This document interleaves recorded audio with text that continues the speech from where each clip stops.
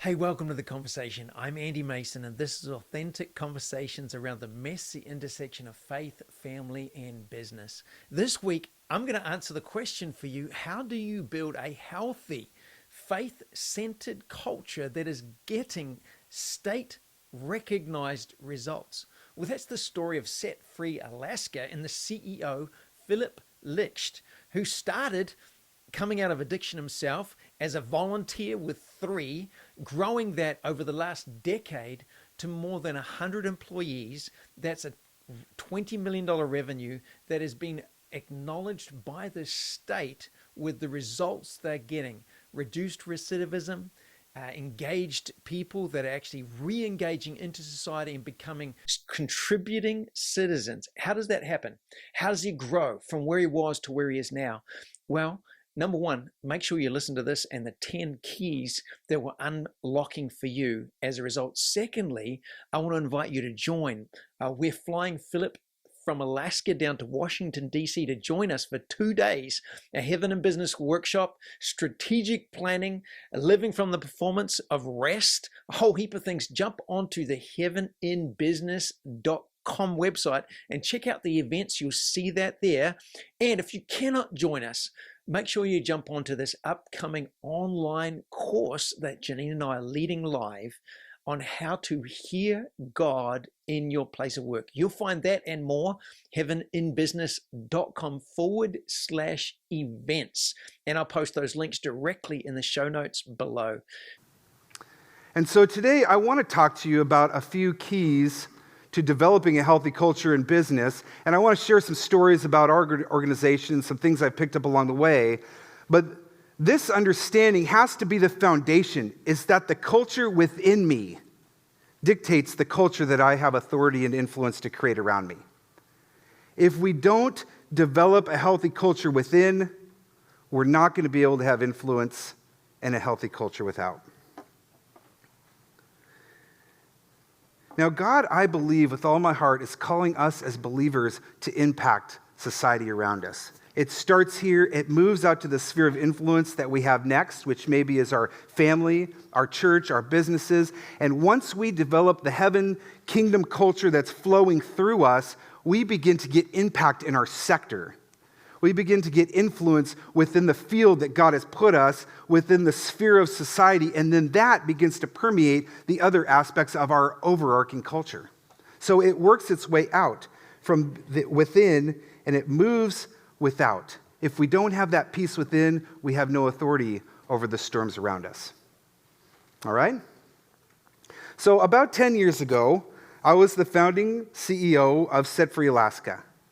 Now, we were a small startup. We started with a group of 3 individuals, and I was the volunteer. And just like any startup, we had big dreams.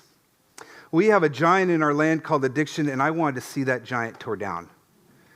Now, we believe that we are called to influence the sphere of our state. So we operate under our health and social service. So we're not like a Christian church-based kind of a program, and I fully believe in those. That's just not what God called us to do.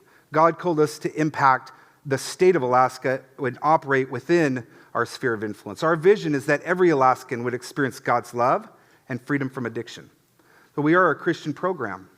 So we are fully Christian and fully funded, not fully funded, but funded by the federal government, the state government. We have many different foundations that support us, and we operate within that system fully as a Christian program.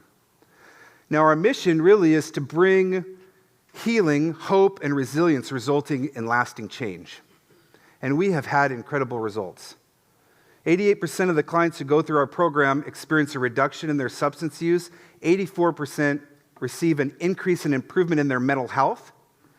And the hope that's released in our program over the first 100 days, it's so tangible and so intense that suicidal ideation is all but eradicated. To less than 1% of the people coming out of our program experience suicidal ideation.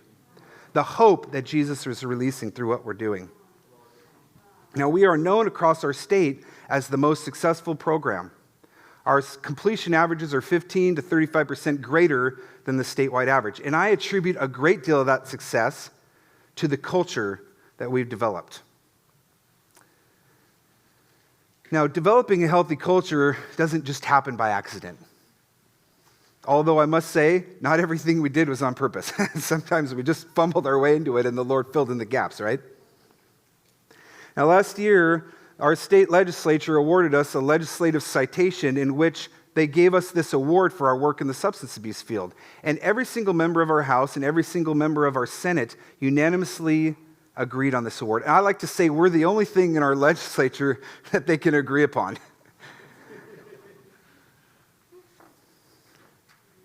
You know, as Andy mentioned, we have around 50 employees. We had an 18-month period where we lost no one in a field with a 50% turnover rate. We had a 2-year period where we lost 4 people. One of them's already back with us. The other one is on a wait list to get back as soon as a position opens up. And we many times have wait lists for the positions of the people to get into our program as employees, not just as clients. And we have had to fire people and let people go, but it's really rare. It is really rare. And I spend a great deal of time and thought, especially as we're exponentially growing, is how do I preserve this culture as we get larger? Because what's working here doesn't work here, and what works here doesn't work here. And those of you who've been involved in growing businesses understand that. Now, I contribute, as I mentioned, a lot of this to our culture. I always want to give the glory to the Lord because He's the one who releases His grace and His wisdom through us. It's this divine partnership that is a mystery to me. I'm still, and hopefully for eternity, we'll be trying to figure that out. We think of culture as the soil in which our vision and our strategies can grow. Now, Peter Drucker said, culture eats strategy for breakfast. Now, I don't care how strategic your plan is and how amazing it is, an unhealthy culture will undermine it rapidly. We have seen in many examples this come to pass. And what it really boils down to, I think of it like this. If we think of our culture like this soil and this seed bed, and the vision is kind of like the tip of our spear, it creates our scope. It creates restraint. It points us in the right direction. Now, our strategies, Stanford defines a strategic plan or strategy as a plan to overcome barriers as we're seeking to create and capture value, which in most cases they're thinking money, right? So we develop these plans, and we can have incredibly charismatic, talented people. We can have the plans that are developed by the most logical and their sound business practice. All of these strategies will be undermined by the lack of the culture. So what we need to do is we create the strategies that point in the direction of our vision within that scope, and they're filtered through our core values, which create the culture when they're lived out.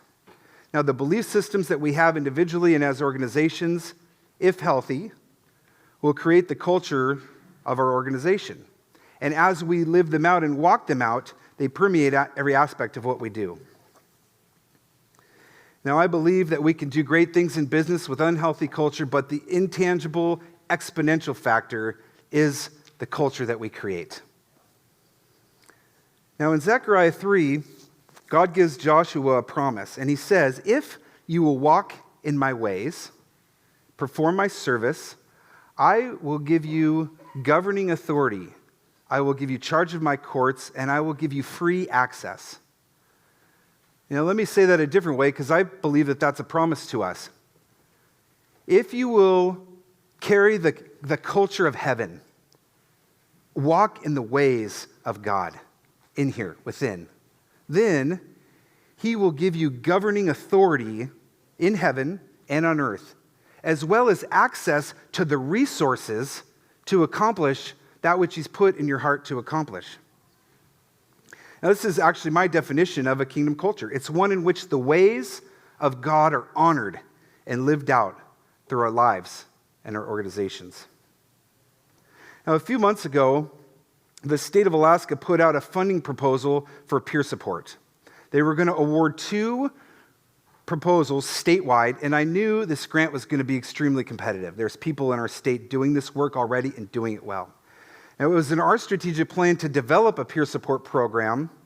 However, we didn't have a lot of experience, and I was unsure that we would be able to receive this funding. There was another organization in our community that had a great deal of experience doing peer support, but they lacked the capacity, the infrastructure, and the reputation of our organization, which is a larger organization. And also, we had a contract partnership with them, which we recently had to terminate. And I didn't want to put in for this grant because I knew they were going to put in, and I didn't want to be competing with them because I was really trying to preserve this relationship and figure out a way to make it work moving forward. So I'm driving down the road, and I'm asking the Lord for help. I'm like, God, I don't know what to do here. I want this money.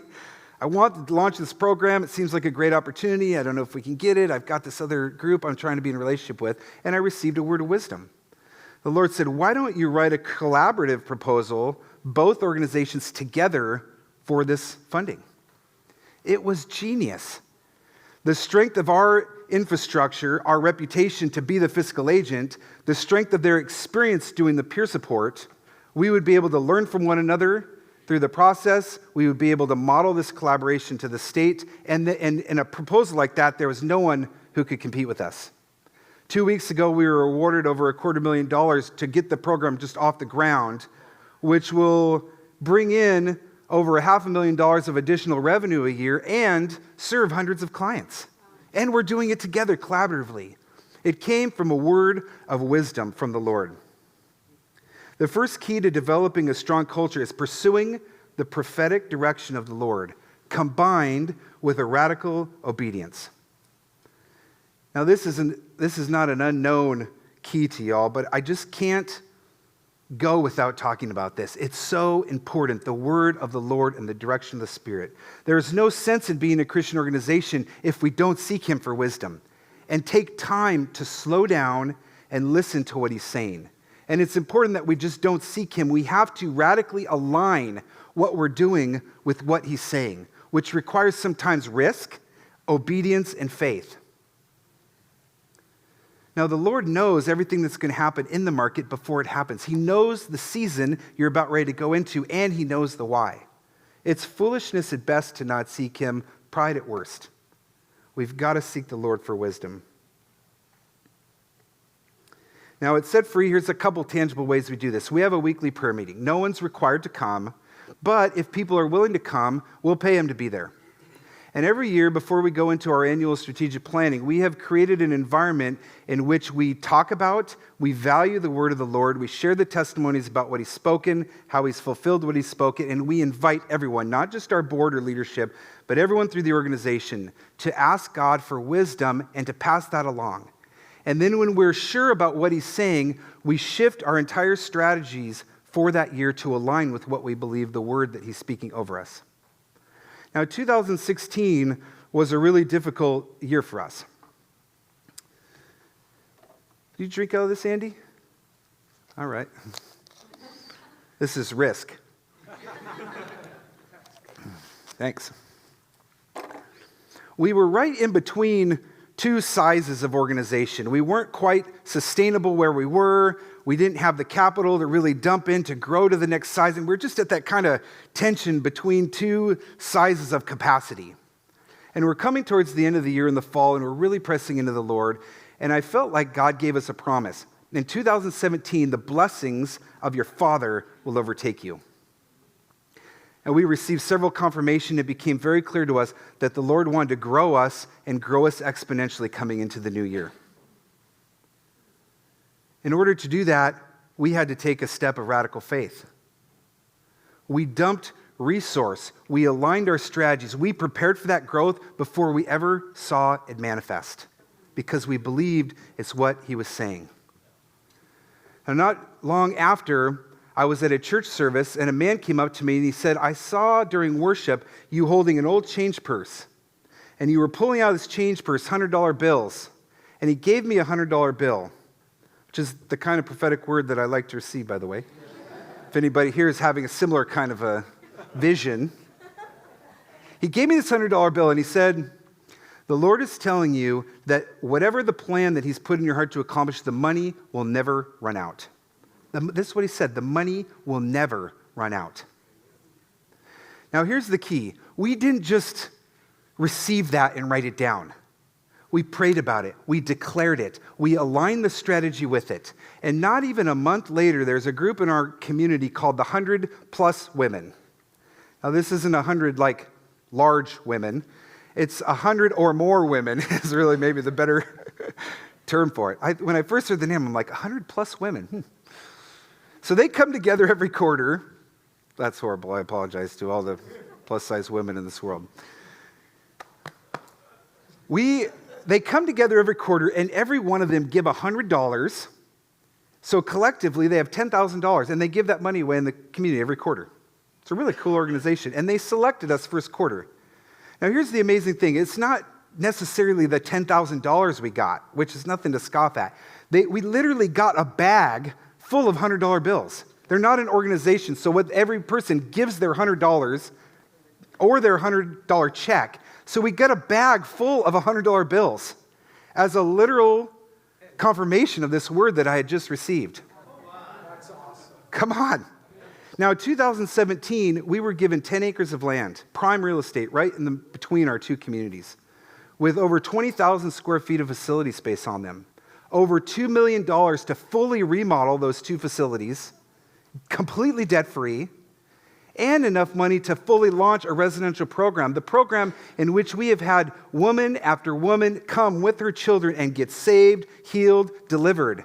The program generates over $2 million of revenue a year, all as a result of that word and our action and obedience to that word.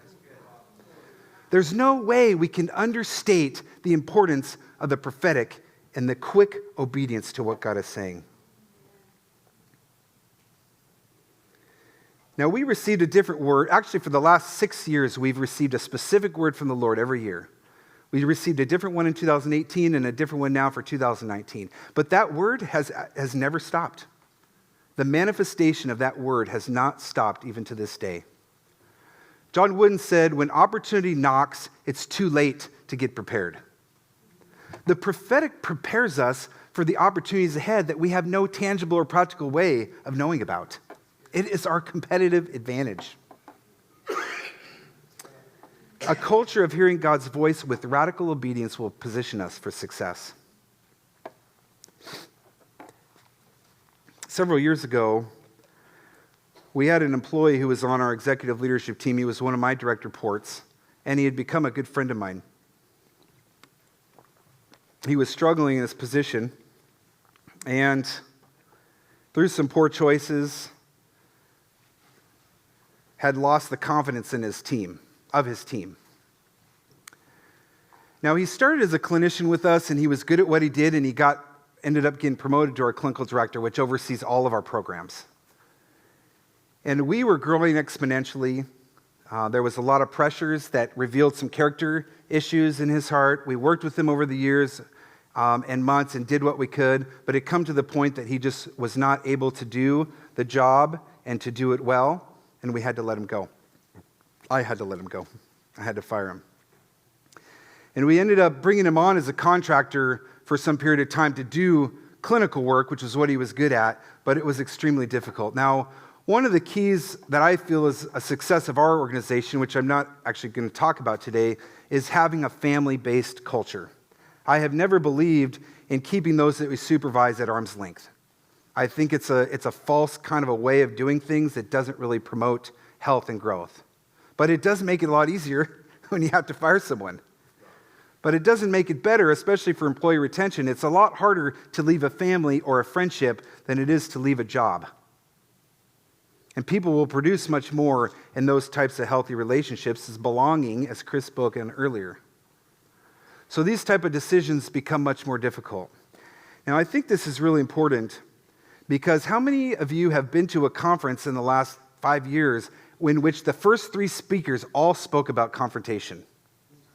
Now, to my knowledge, we didn't plan this. Andy never told me to talk about this, but this is one of the things I felt important to talk about. So I think it's something the Lord is really breathing upon. And this is my second key to a strong culture: developing clear expectations and standards with a willingness to confront poor performance and conflict. The role of a leader is to set the values and the direction of the organization, clear boundaries and expectations of what is expected, and then become the servant, become the cheerleader, let the horses run. People desire autonomy. They desire mastery. They want to do good work. So there is no point in micromanaging them. Get out of the way and let them do their thing. Let them know you're there to support them if they need you.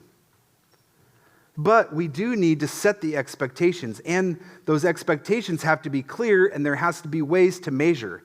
What are the performance metrics? What are the key performance indicators? How are we knowing if we're successful? What are the goals that we're creating and going after together? What do I expect of you? And am I willing to hold you accountable if you're not meeting up to those expectations? And confront you in love and belief. Now, one of the biggest things I've experienced in working with different Christian organizations, whether a business or a church, that I think hinders their ability to have a strong and healthy culture and great success is an unwillingness to deal with poor performance and an inability to do confrontation and conflict management well. It will undermine your culture faster than anything. Conflict is not like wine. It doesn't get better with age. I brought that just for you Californians. I like how Brene Brown said it. Sometimes we'll endure years of hell just to avoid a 10-minute awkward conversation. Now, poor performance isn't the only thing that we need to confront people about. I talk about poor performance and confrontation because oftentimes they go together. However, sometimes it's an attitude. It's an issue of being late for work or being undisciplined or something attitudinal. Now, here's the big thing.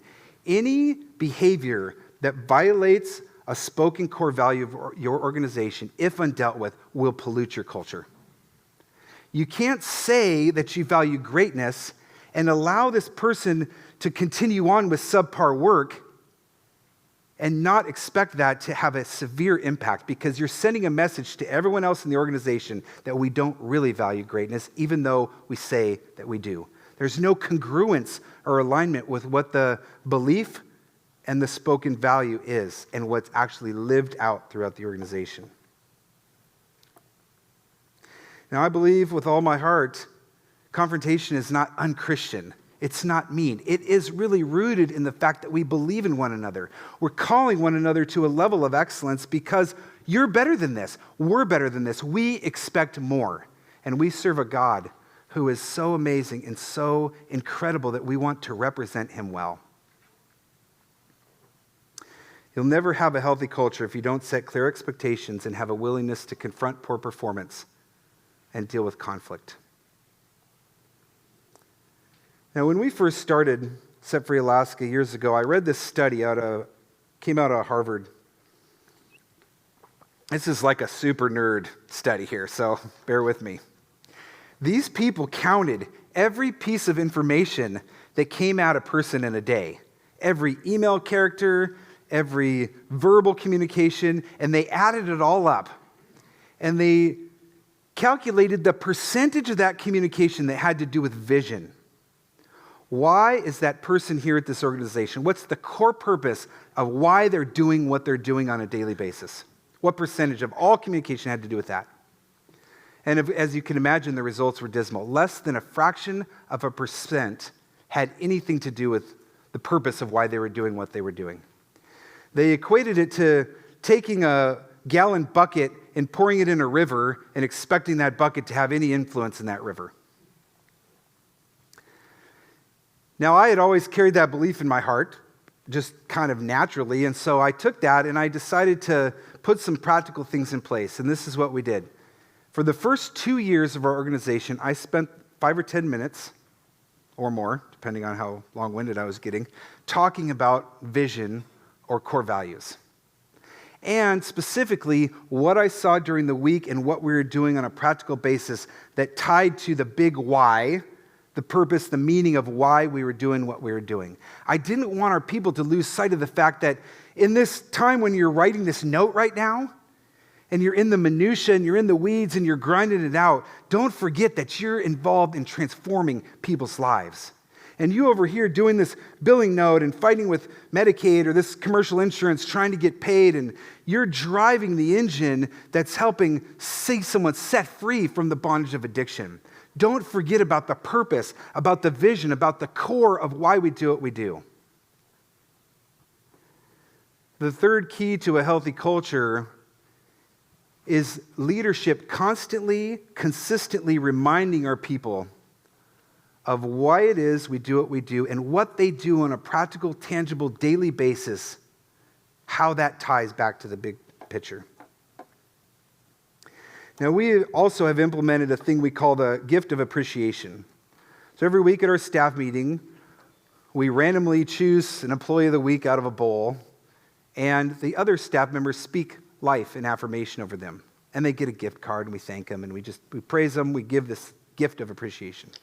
So after a couple of years, I got to thinking, they're probably getting sick of hearing me talk about vision and core values every week. So I'm going to have the winner of the gift of appreciation the next week will share their piece of a vision or a core value and how it relates to the specific job task that they're doing in the organization. So we'll get to learn about what other people are doing, and we'll get to see how what they're doing also ties in.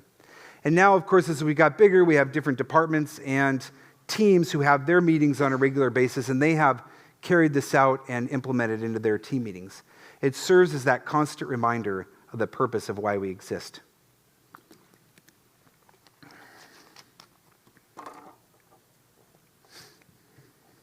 Now, I love the word intentional. If you think of the two words together, intention. If I hold a rubber band in my hand and I just hold it here, it does nothing. But if I put it in tension and I point it in the direction I want to go, it will fly. And I believe that we're like that. I believe our businesses are like that. If we will put ourselves in tension and point us in the direction that we want to go, we can do incredible things.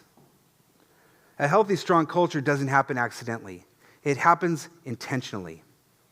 I don't believe anything happens accidentally. I honestly get a little nervous sometimes when we talk about and pray about the suddenly of God. Oftentimes I think it's a little charismatic laziness, like expecting God to do quickly what we weren't willing to work hard for and be faithful stewards of. Now, Jesus said, will not God act and do so suddenly, bring about justice, if what? When my people cry out to me day and night. Oftentimes we want the suddenly, but we forget about the day and night. Now, the suddenly of God and any breakthrough in our life happens through prayer, through meditation, through aligning our hearts and our thinking with His ways, by small little steps that we take every day that culminate in a suddenly moment, and it happens in a moment of time, but it's the fruit of intentionality. It's the fruit of our positioning of our hearts with the Lord and saying, yes, God, on a daily basis, the breakthrough comes. And that's how it is with culture. A healthy culture is not going to happen in your organization accidentally, and it will not stay that way. It requires intentionality. The culture within us and around us as believers should be permeating the culture of our society, not the other way around. It bothers me a little bit how much the American culture impacts the church. We should be impacting culture. Now, analysts and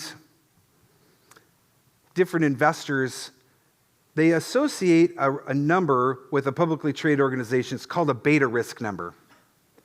And that beta risk number is a plus or minus 1. It has to do with how volatile the publicly traded company is with the trends of the market. So if you have a beta risk of 1, it means your business is going to fluctuate with the market consistently or evenly. If you have a super high beta risk, like some of the tech industry, you might be impacted even greater when we have a low economic time. The impact on you might even be greater than it is on the market. If you have a really low beta risk, such as like a Kroger Foods or Anheuser-Busch, it means that the impact, what happens in the impact of the fluctuations in the market don't have as much effect on you.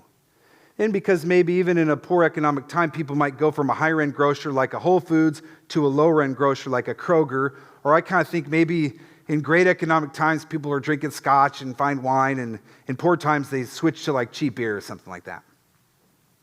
As Christians, we should have an extremely low beta risk. The impact of the culture around us should not have an impact on the culture within us. Our culture is rooted in a kingdom culture that is based on a king who doesn't change yesterday, today, and forever. And as we walk in his ways and perform his service, he's giving us authority, that the peace within us coming from the God of peace is bringing peace to the storms around us, that his wisdom and creativity is flowing through us and into our businesses, impacting every sphere of influence that we come into contact with. And every system that we put our hands to, the grace of heaven is flowing from. Your success in life, however you might choose to define that, will be dictated by the strength of your culture. The strength will impact your surroundings, either positively or negatively, in every organization, whether it be family, business, church, will receive of the fruit of the culture that you've created. As we seek God's word, quickly align ourselves with that word, as we set clear expectations and what we expect of the people that are working with us, and we quickly confront poor performance. And as we decide that we're going to be intentional about connecting the people to the big picture and the why of what we do and reminding them of the daily tasks, we will see a healthy culture created in and through us. So, Father, right now I declare in the name of Jesus, addiction bows its knee to you. And I declare freedom from addiction, freedom from the bondage of addiction over every loved one, over every friend, over every coworker, over anyone that anyone in this room knows or has even walked by. In the name of Jesus, I ask that you would give us creativity, wisdom beyond measure, beyond our abilities, beyond our experience, beyond our education, that we would take no security, hope, or anything outside of you, that the culture of heaven would move through us in power in every culture and sphere that we touch. In the name of Jesus. God bless you. I love you. Thank you, Andy, for having me. Oh, man.